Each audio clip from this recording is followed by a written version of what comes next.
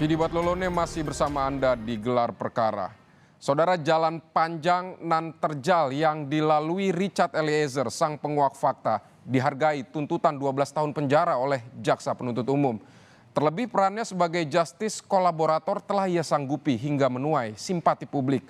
Lantas seberapa besar keteguhan Eliezer menjalankan perannya sebagai penguak fakta? Jurnalis Kompas TV Renata Panggalo akan mengulasnya untuk Anda.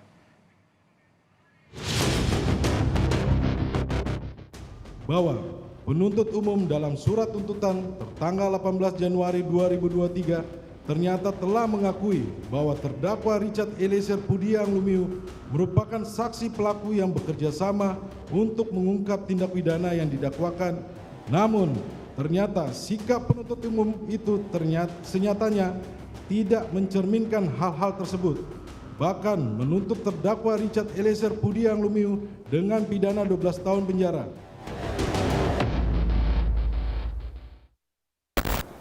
Membuka kotak Pandora menjadi salah satu peran yang disebut jaksa penuntut umum berhasil dilakukan oleh Richard Eliezer, sang justice collaborator. Keputusan jaksa untuk tidak mengubah ataupun merevisi tuntutan kini menimbulkan tanya, lantaran LPSK, lembaga yang memberikan status justice collaborator kepada Richard Eliezer, mengakui konsistensi dan komitmen dari Richard Eliezer di muka persidangan. Bahkan begitu banyak dukungan diberikan kepada Eliezer, termasuk dari ratusan akademisi yang mengajukan diri sebagai amicus curiae. 15 Agustus lalu menjadi hari di mana Lembaga Perlindungan Saksi dan Korban akhirnya mengabulkan permohonan Richard Eliezer sebagai justice collaborator. Menurut LPSK, Eliezer berhak mendapat status justice collaborator karena Eliezer bukanlah pelaku utama dan bersedia untuk mengungkap peran atasannya yang punya peran jauh lebih besar dalam kasus pembunuhan Yosua. Menurut catatan kami, memang Baradae ini adalah pelaku tindak pidana, tetapi dengan peran yang minor,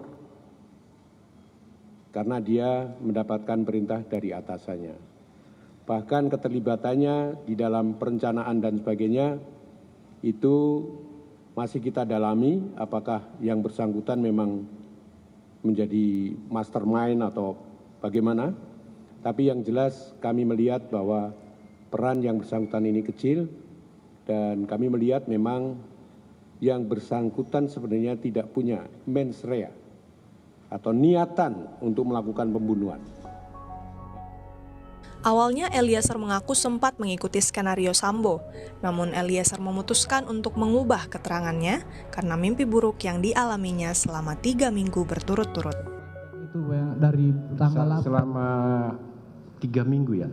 Kurang lebih 3 minggu. 3 minggu kamu mimpi buruk. Mimpi buruk terus yang mulia. Apa mimpimu? Datang almarhum Yosua. Betul yang mulia. Iya, yang benar, yang benar. Betul yang mulia. Oh, itu alasanmu ya? Siap yang mulia. Terus apa lagi?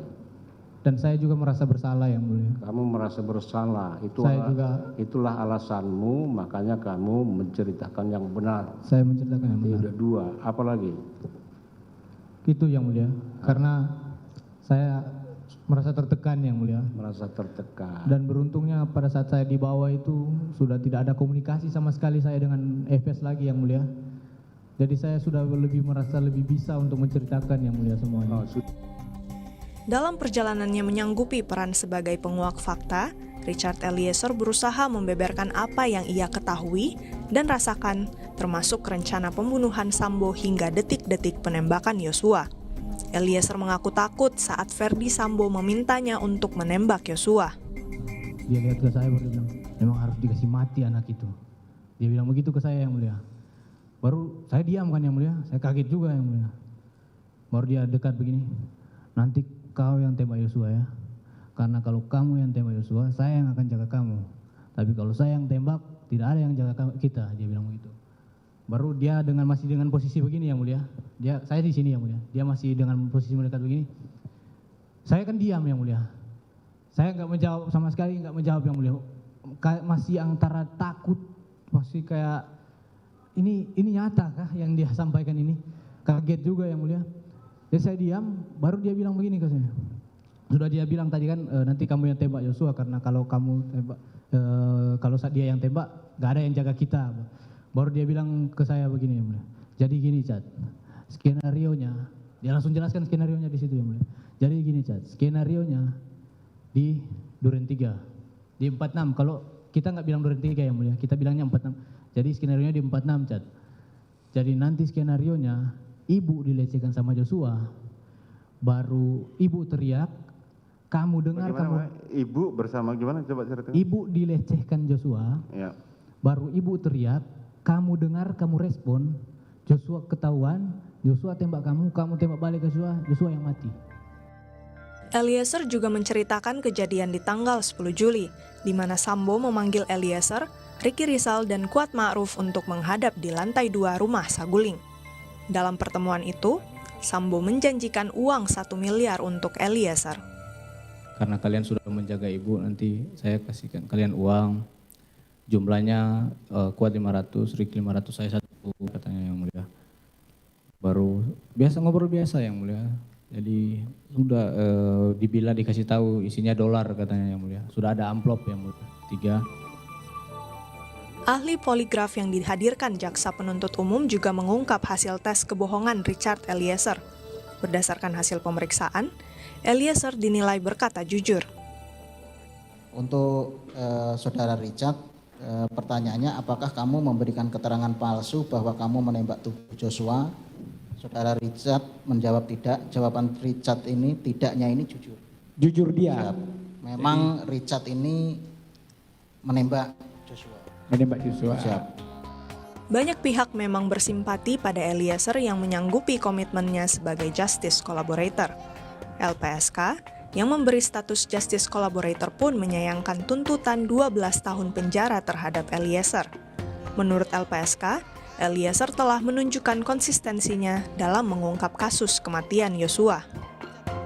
Ya, kami intinya menyesalkan, menyayangkan sekali tuntutan JPU terhadap Richard Eliezer 12 tahun.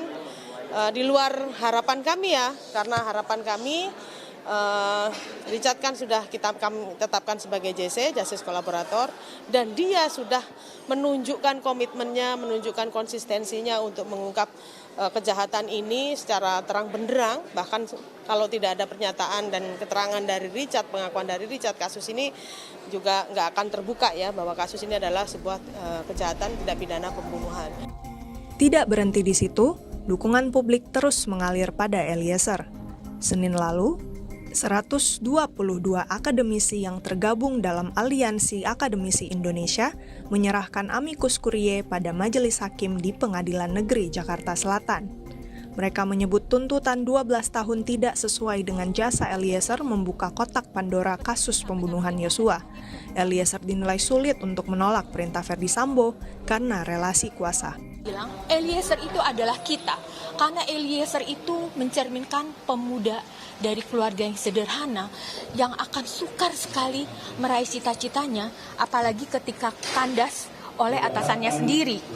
Lalu sebetulnya kalau kita mendukung Eliezer bukan mendukung dia pribadi, tetapi kita ingin reformasi yang total terhadap lembaga penegakan hukum, khususnya dalam hal ini adalah kepolisian. Menurut ahli hukum pidana Abdul Fikar Hajar, status Eliezer sebagai justice collaborator tentu akan dipertimbangkan hakim saat menjatuhkan vonis.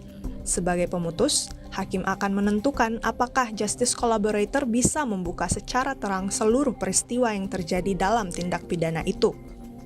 Sama halnya dengan status justice collaborator, amicus curiae juga dinilai relevan dan signifikan sebagai pertimbangan majelis hakim untuk menjatuhkan vonis bagi Eliezer. Ya, sejauh mana kerjasamanya itu? Apakah memang benar bisa membuka secara terang seluruh peristiwa yang terjadi di dalam tindak pidana itu? Kalau ya mestinya baik jaksa penuntut umum sebagai penuntut maupun hakim nantinya sebagai pemutus ya yang memutuskan perkaranya bisa menghargai atau mengapresiasi apa yang dilakukan oleh para terdakwa. Saya kira ini yang kemudian banyak dilakukan oleh orang ya, karena melihat perannya Baradae meskipun dia sebagai pelaku tetapi dia ada dalam keadaan tertentu yang kemudian memaksanya untuk melakukan tindak pidana. Karena itu amicus ini sangat relevan gitu dan signifikan bisa menjadi pertimbangan majelis hakim dalam memutuskan satu perkara. Sidang putusan sudah di depan mata. Tentu banyak hal yang akan dipertimbangkan hakim, termasuk status Eliezer sebagai justice collaborator yang membantu membuat terang peristiwa Duren 3. Akankah hakim sepakat dengan ratusan akademisi yang membela sang penguak fakta? Yang pasti, negara ini membutuhkan lebih banyak lagi justice collaborator untuk mengungkap lebih banyak kejahatan di masyarakat. Renata Panggalo, Denny Yosua, Kompas TV, Jakarta.